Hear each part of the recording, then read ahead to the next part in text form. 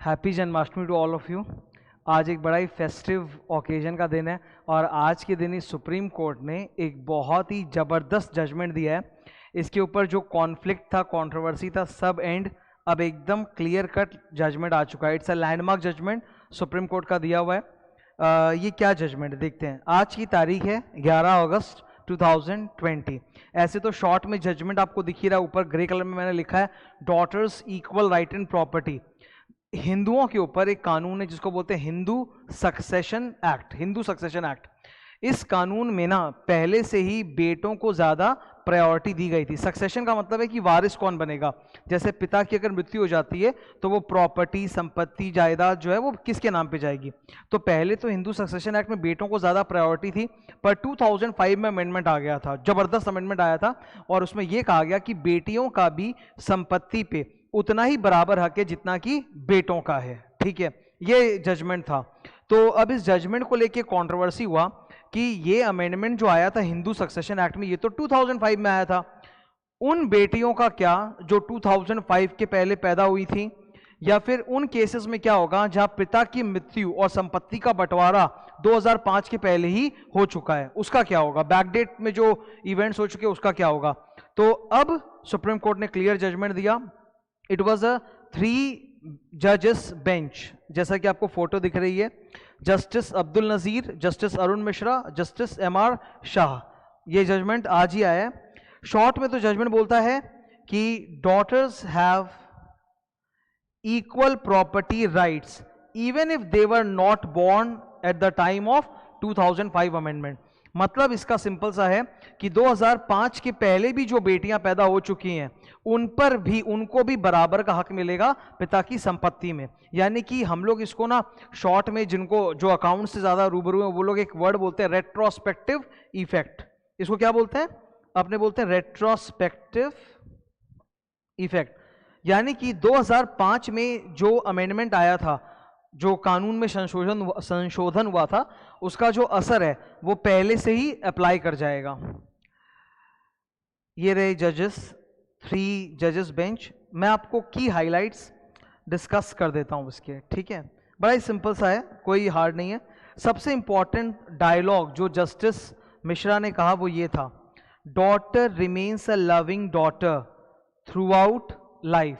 मतलब डॉटर की मतलब मैरिज हो चुकी है, उसका घर अलग हो जाने के बावजूद भी कोई फर्क नहीं पड़ता, पिता की संपत्ति पे उसका हक बना रहेगा।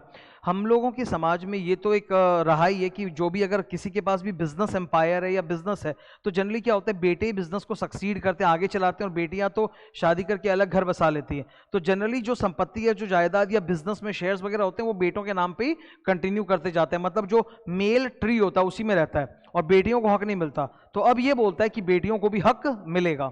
ये अमेंडमेंट 2005 में आ चुका था, लेकिन अभी जो ताजा जजमेंट आया है उससे इसका बैकडेट इफेक्ट हो जाएगा।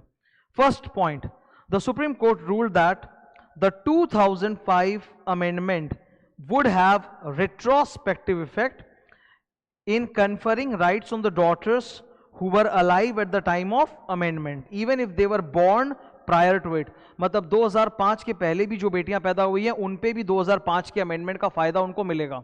सपोज मान लो कोई बेटी पैदा हुई है 1990 में, 1985 में, 1986 में वगैरह, तो उनको भी 2005 में हुए हुए अमेंडमेंट का फायदा मिलेगा और उनको भी संपत्ति पे बराबर का हक मिलेगा। सेकंड पॉइंट, अगर पिता की मृत्यु 2005 वाले अमेंडमेंट के पहले हो चुकी है, बंटवारा हो चुका, तो भी बेटी को उसमें अभी भी हक मिलेगा। ठीक है, और इस पूरे जजमेंट का जो मेन थीम है, सुप्रीम कोर्ट के जजमेंट्स में क्या होता है ना, खासतौर पे लैंडमार्क जजमेंट्स में, कि they always give a logic. ठीक है, तो एक लॉजिक पक्का रहना ही चाहिए। तो ये रहा जजमेंट का लॉजिक, रीजन डिटेयर बोलते हैं इसको, रीजन डिटेयर। मतलब जो जजमेंट आया उसके पीछे का मेन मुख्य रैशनल क्या है, रीजन क्या है। तो daughter remains a loving daughter through out life even after her marriage, still she will get the equal right in the property of a father. तो यही था मेन जजमेंट। ठीक है, ओरिजिनल जजमेंट जो है वो 121 पन्ने का, ये देखो आप, सुप्रीम कोर्ट का जजमेंट है, विनीता शर्मा वर्सेस राकेश शर्मा। ये ओरिजिनल जजमेंट की कॉपी है 121 पन्ने की। ये ऑर्डर आज ही आया है, ये देख लो आप, दिख रहा है आपको कितना लंबा जजमेंट है, 121 पेजेस का है।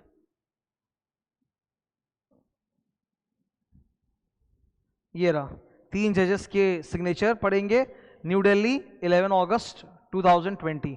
तो आज का जजमेंट है। तो ओरिजिनल जजमेंट तो बहुत लंबा है, लंबी कहानी है, और हम लोगों को भी लंबी कहानी में नहीं जाना, बिकॉज हिंदू सक्सेशन एक्ट जो है ये सीए, सीएस या सीएमए के सिलेबस में नहीं आता है, पर जनरली हिंदू अनडिवाइडेड फैमिली तो हम लोग पढ़ते ही है ना, एचयूएफ की नॉलेज तो इनकम टैक्स में भी होती है, अदरवाइज भी होती है, एचयूएफ सीएस के सिलेबस में भी है।